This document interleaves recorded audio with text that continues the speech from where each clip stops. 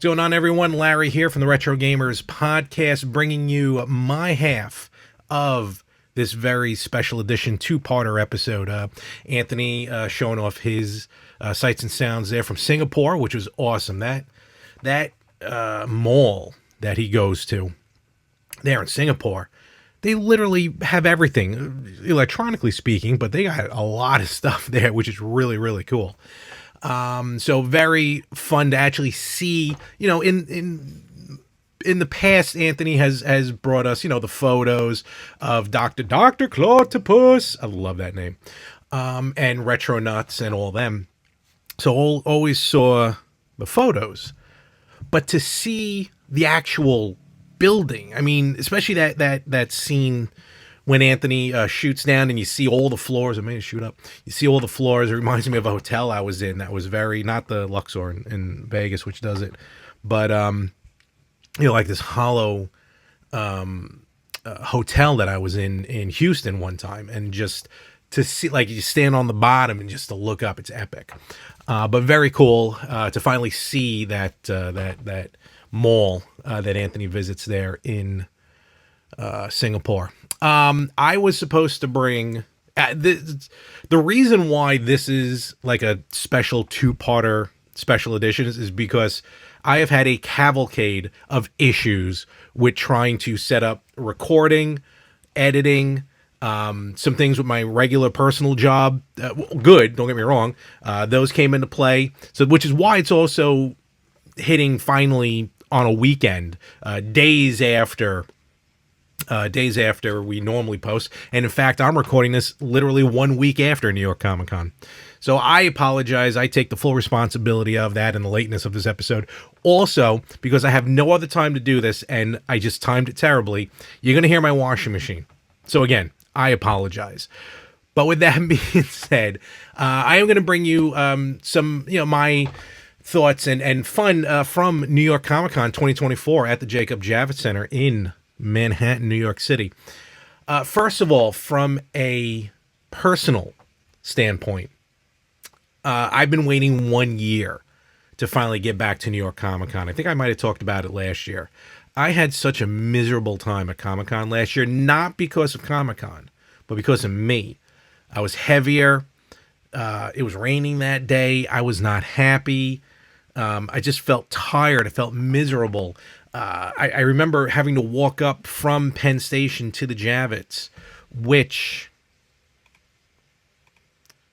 So I'm mapping out, because I was trying to... I thought walking from Penn to the Javits was like a mile or a mile and a half. It's just over half a mile. Boy, I've misjudged that multiple times terribly. Gee, I thought I was moving fast. But in any event, last year I had to stop twice while walking up to the Javits. So, and then I was only there last year in 2023 for like an hour and a half. I wasn't there long. Just tired carrying everything around. But more importantly, I just health-wise, I was actually probably at my worst, over 320 pounds at that point. So this year was always meant to be a redeem. And it was. Personally speaking, I'm definitely down, a little higher than my lowest, but that's okay. But I'm down more than I was last year, which is good. I was able to get from Penn Station to the Javits Center in one stroll, which was big time for me. That was a big win. And I just felt good all day. I actually spent maybe 3.5, I think almost 4 hours at Comic-Con. Oh my God. And I looped around a couple of times. I had so much fun. I didn't feel hot. I didn't feel tired. I didn't feel at the end of the day, I felt like I got hit by a Mack truck. And the next day I couldn't get out of bed. But that's going to happen. And that's expected to happen. But I felt so good and so redeemed from the year prior that very, very happy that I did it. With that being said, though, I'm going to try. So I truly did bring equipment to record at Comic-Con. There goes my washing machine. I apologize. I brought my lapel mic, I brought obviously my phone, which is my camera. I brought a selfie stick, which also doubles as like a tripod. And I was ready to go. In fact, I did a little recording that I put on my social media at More365 with the lapel. And then, stupid me, I totally forgot to take the lapel mic off my chest. So at some point during the day, either on the convention floor or maybe somewhere on 34th Street, my lapel mic fell off. So there went that. So frustrating. On top of that, the selfie stick that I had has a button, which a lot of them do, has this button that, you know, when it's extended through Bluetooth, you hit the button and it'll start to play or take a picture or whatever, start recording. That was kind of jinky. I must, like, you hit it once and it hit like twice or three times, so it almost like would start and then stop immediately, and I didn't notice it. So when I was walking around thinking I'm taking video, I was just walking around with an extended selfie stick with my phone on the end, and it was doing nothing. So lost out on that. A couple times when I did record, zero audio. I don't know what happened, because I would test it, I'd listen back, and it worked. Zero audio. And then the worst mistake I made, I really should have figured this out beforehand. I'm like, you know what? I got a new phone. Let's record in 4K. But not only that, let's record in 4K at 120 frames per second. Like, 13 seconds of video is going to take up half my phone's memory, because I have the 128 iPhone, you know, because in my head, normally I'm like, oh, I'm not going to download anything. I'll just stream everything. Not thinking that I have storage for videos, and I already have all my other videos and photos from the history of having iPhones. So my phone quickly filled up with memory, to the point, actually, I ordered, should be hopefully coming soon, like this, almost like this external memory card holder for phones. I'll get into that. That'll be another time. So I got to be honest with you, I don't have a lot to show, unfortunately. I really screwed this whole thing up, but I do still have some pictures, some video that I'll show, and the first one I do want to show off is a picture here. It's the first cosplay that I ran into for the weekend. I was actually waiting on Coat Check, because they do have a Coat Check line there. And I checked my coat and I checked my bag. By the way, my coat, which is just a black hoodie, nothing major, is still at the Jacob Javits Center, because I completely forgot to pick it up when I left. Grabbed my bag, thank God, but totally forgot. So I lost a lapel mic, I lost a black hoodie, and it's not the last thing that I lost, but I'll get into that story a little later. So here is this awesome cosplay of this kind of, I'm going to get screamed at, because I know, but I don't really follow comics. Like, I'll follow the movies. I love seeing the cosplay, even if I don't even know what the character is or the reference, but I love seeing the cosplay. And this is one of them. It's this Wolverine werewolf hybrid. I guess actually it's a hybrid Wolverine. This guy looked amazing in this suit. It was very detailed, but what was even better, which threw all of us off online when we were waiting, was this. That's wild. Right?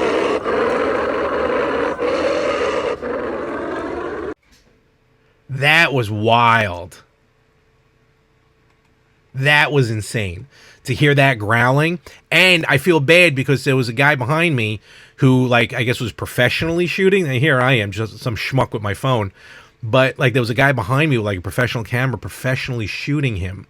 And it was going great until I heard the growl. And then I said very loudly, oh, I wish I knew that beforehand. I would have kept recording. Oh, that's right, because he did, like, a different type of growl, almost like a low growl as well, like a snarl.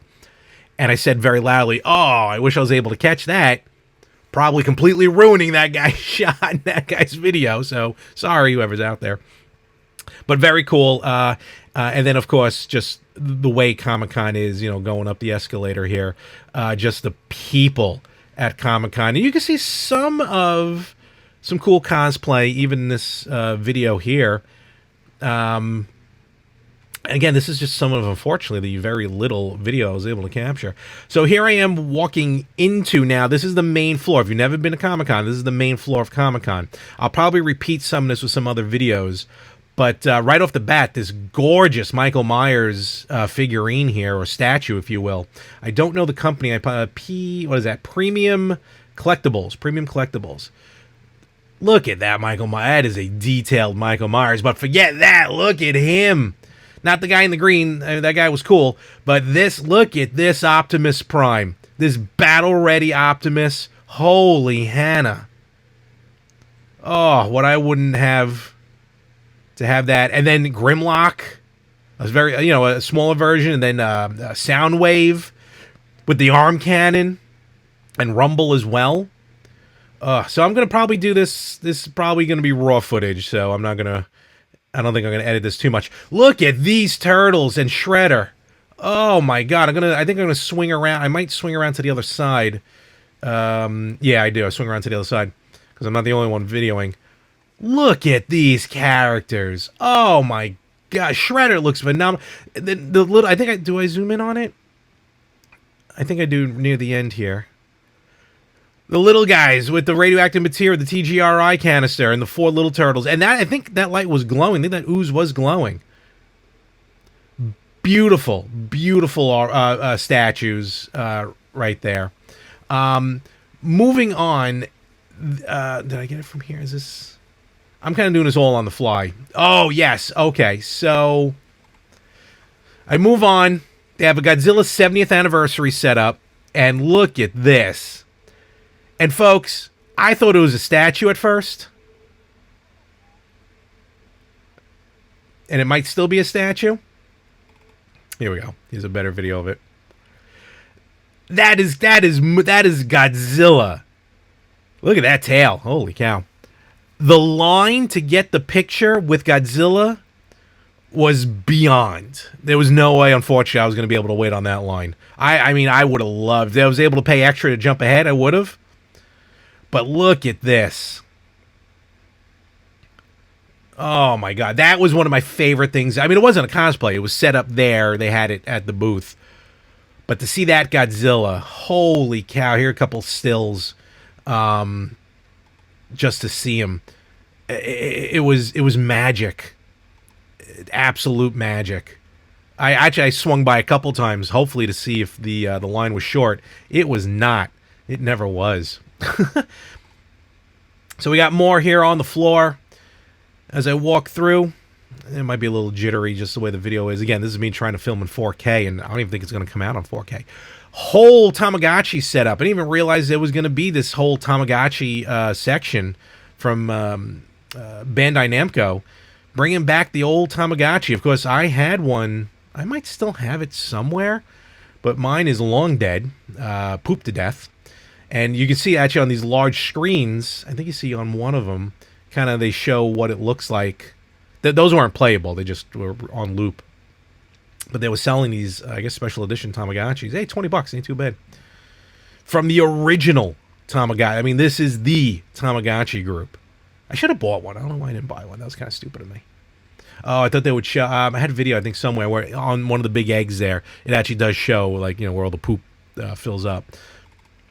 But this is what it looked like. This is a couple stills here that I took of the Tamagotchi brand and the box. I mean, look at that. When those things first hit, I know there's a Game Boy game of Tamagotchi, but that doesn't do it justice. And because of Tamagotchi, that's where we got like the mini games on the VMU from Sonic Adventure. So it has some cool stuff there. Moving on, I don't have a video of this, but Ultraman was there as well. As much as Godzilla was doing press, Ultraman was there doing press as well. By the way, Shin Ultraman, if you can go find that, go buy it. Great movie. Great movie. Again, another long line I wish I was able to wait on because I would have loved taking a picture with Ultraman, but was not to be. Some gaming, Little Nightmares 3. I am unfamiliar with this IP, but they did have a large section there for that coming out. I believe it might be consoles, might be PC. I don't have all the details on that. And then this is more. Now this is heading into. So when you're at New York Comic Con, there's this section in between the main hall and like a smaller hall. I'm not talking about Artist Alley, but they do have like some artists here. Not as detailed as Artist Alley. This is more like almost like publishers, kind of, sort of, I guess. But there's some art, as you can see here. I'm not good with my filming ability, so I apologize. I tried keeping it slow, but it didn't work out too well. I got some more here. Some more some of these corner tables, man. They got the good retail spot. This guy here, I love this guy. Yes. Always supporting our veterans, absolutely. And then some more video from that kind of middle section. Some great, I mean, sometimes you find some great comic books here, some independent comic books, some amazing artwork. Actually, the I don't remember if I caught it later on, but Sean Carlson, who I'd gotten that Donkey Kong from, the Donkey Kong Country commission. Great artwork here from a artist. I think there's a lot. The Jokers, the three Jokers, are beautiful there. A lot, you can see the kind of the Puerto Rican heritage here, which is very cool to see. Very nice to see. It stuck out. It popped. Absolutely. And then this, there was this piece here from basically Ghostbusters 2. Oh my God, that was very cool. But it got some pencil drawings. You can see right there, pencil drawings, all done in pencil. Oh my God, it's so beautiful to see.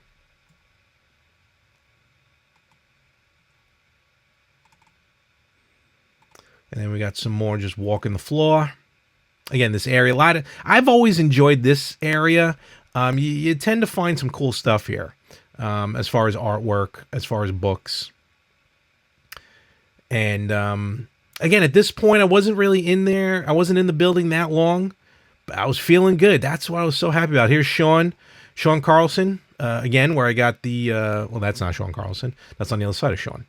But I think I do swing around to Sean at some point. Yep, there we go. So there's his work. If you can definitely support, if you see Sean at a local Comic-Con, check him out. Definitely buy his stuff. His stuff is amazing. Amazing work. Love that Deadpool. And then basically moving on, some other things that came up. There was this really cool Snoopy Peanuts set. Kind of this almost like a Barbie dollhouse, kind of. The way it's segmented. All the different rooms. And then obviously all the Peanuts characters are all there. These die-cast, not even die-cast, I can't even call them die-cast cars, but some of these models of the cars, look at this thing. I don't know if it's specifically supposed to be from like a Fast and Furious, probably not, Toyo Tires. A little license plate, I didn't even see the license plate there before. Now that's cool. This is better. Look at this thing. 66 Batmobile. Look at this gorgeous piece of history. You can see the Millennium Falcon in the background and a NASCAR as well. A gentleman here was actually trying to, I guess, set up with the lights on the Batmobile. Yeah, you can see the inside of the Batmobile. Look how detailed that is on the inside. Oh my gosh. And then I think from the same place, he had beautiful Iron Man statue. Iron Man collectible here. And then again, Optimus. Look at him from the movie. That's from the live action movie. Looking good, my friend. Looking good. And then we've always talked about watches here on the show, and this was, I forgot the Marvel, Citizens. Citizens watch. Look at these beautiful pieces of artwork. I mean, a watch can be a piece of art. I'm not a watch guy, but with all the stories we've done about collaborations with watches and video games, I wish I was a watch guy. Gremlins. When was the last time you saw Gremlins? Do Not Feed After Midnight. Spike and I believe that's Spike. And Gizmo. Love them. And then we got some of the cosplay going on. I got some cosplay here. Was a family dressed as the Dunkin' Donuts commercials from the Super Bowl, actually, with Ben Affleck and Matt Damon. hysterical. I saw this. That was really funny. Got some really cool Batman and Batwoman cosplay. Oh, I didn't even notice this till now. Okay. So we got the two Batman and Batwoman. But if you look to the right, I saw this guy walking by. There's Forrest Gump on the right. This guy, and all he did, I can't believe I caught him in this photo. Because I have a video. Do I have the video of him? Let me see if I have the video. Oh, I might not have the video. I think it was one of the ones I got lost. But basically, the Forrest Gump guy, it's Forrest Gump from when he was running coast to coast. And all he did was run through the Javits Center. He didn't stop to take photos. He didn't talk to anyone. He just ran. Those are the cosplays that I absolutely love. The ones that, A, you wouldn't think of from a mile away. And B, sometimes you're going to be like, wait a minute, where's that from? That's like if you're going to do Forrest Gump, you would usually do him in the suit, maybe him coming back from Vietnam, him on the shrimp boat. No, this guy picked him running. Oh my God. Phenomenal. Actually, I do have a video of him running through. So this was him. That's all he did. Just light jog. Oh my gosh. And I swing around here. Got some cosplay there. Someone asking to fix something on them. I got some more people. Here we go. Look at this down there. Holy Hannah. Look at all those people. Telling you. Was that a Black Power Ranger? I don't know. And then swing back around. We got some more people walking around. There's a Ghostbuster. What else do we got here? I kind of forgot some. Oh, this was great from Beetlejuice, the new one. And there was another very funny Beetlejuice. Unfortunately, I didn't get a chance. I don't think I got him on video. Again, lots of people walking around. So it wasn't as crowded, it felt, as years past. I've definitely seen worse. But thankfully, I feel better. So this was kind of like a food area down here. I just want to see if there's any other cosplay. Oh, we've got someone there from Bob's Burgers. Nope, that was about it on that. What else? Oh, all right, here's a good still of from the couple from Beetlejuice, with the handbook of the recently deceased. Where are our Resident Evil fans? Okay, got a great cosplay here. Resident Evil. That woman was either very tall or she was standing on some stilts, and good for her. I don't know how that would work.